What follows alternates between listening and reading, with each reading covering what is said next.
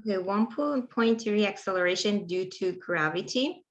Everything you is fall to the ground, right? Just from the distance, you have a ball, you let it go, it falls to the ground. The initial velocity in y direction going to be 0 when it hit the ground. It hit the ground with a very high velocity. So the equation you already know. If you put initial delta d equal to v initial t plus 1/2a delta t power 2. Initial velocity is 0. And then if you rearrange this for acceleration, you will have that. You can do an experiment, just throw a ball like that, let the ball fall from a distance. You have a distance and you have time. You can do this experiment for a different object, then calculate A, and you will see each time you do, the A will be a very close number to 9.8. This is the gravitational acceleration, is constant, is same for all objects that is falling to the ground. Now, at different locations on Earth, because the Earth is not perfectly round, right? So at different location, you have a slightly different G. For example, in North Pole is 9.83, in Equator is 9.7. So it's at pole is very strong because of the field there is very close to each other, and give you is the highest North Pole and the highest gravitational acceleration. In this textbook, you can take the G or A to be 9.8 for a falling object. So here you can do question number 5, and you can, okay, just 5. This is page 35, right? So all of the equation that you had there for constant acceleration motion, you have that here as well. Instead of the A, you know, is 9.8 because this is a free falling or any projectile motion. You can use this equation. So look at that. A ball is thrown with an initial velocity of 8.3 up. Their resistance is negligible. What is the maximum height above this starting position? So this is the ball. Starting V initial is given is 8.3, right? And the highest point it reached, the velocity becomes 0 because it has stopped, right?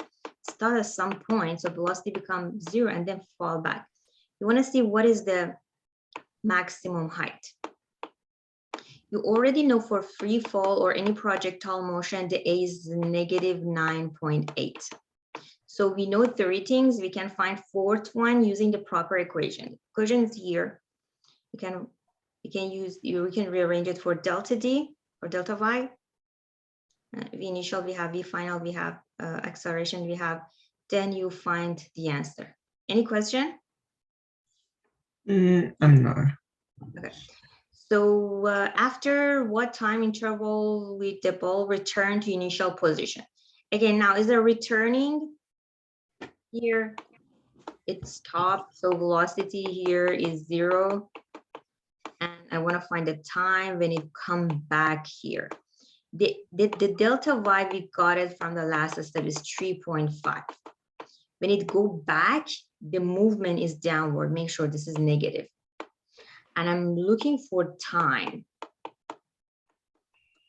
Again, we have acceleration. Keep in your mind, this is negative 9.8. So we have 3 known. We can find a 4th one using the proper equation. Using this. A is equal to V final minus V initial over delta T. If you rearrange it for delta T, you can substitute every number here to get the answer. Any question? No, I'm good. Yeah. Perfect.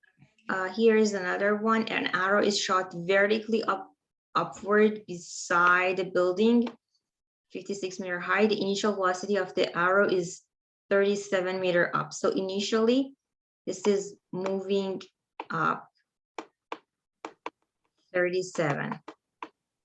meter per second. And the building height is, okay, at what time does the arrow pass the top of the building? So just want to see if this top of building is here, is we have delta y is 37. You want to find the time. What else we know? We know A is negative, or G is negative 9.8. Again, we know 3 things. We can find the time using the proper equation. I think delta y is 56. Not. Pardon me? But delta y is 56, not 37.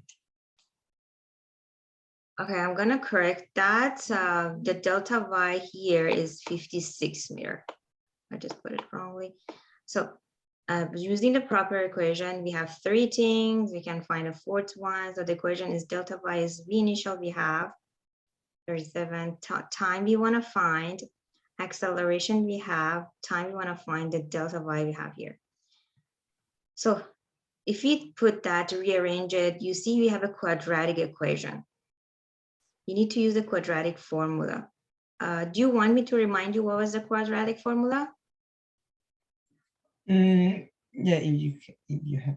Yeah, then you have an ax2 plus bx plus c is equal to 0. We find the root of that. We can use a quadratic formula. A here is the coefficient of the x power 2. B in this formula is coefficient of the x, and c is a constant.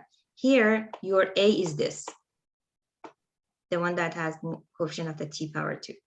Here is your b, here is your c. You just put that in a formula, in the quadratic formula, and you solve for time. Got it? Yeah, okay. So that's the time. Make sure if you get a negative time, you don't accept that. So question number 11, 12, and 14, you do. This is page 37. Question 15, 16. This is page 15 and 16. Yeah, 15 and 16. This is page 38. Okay.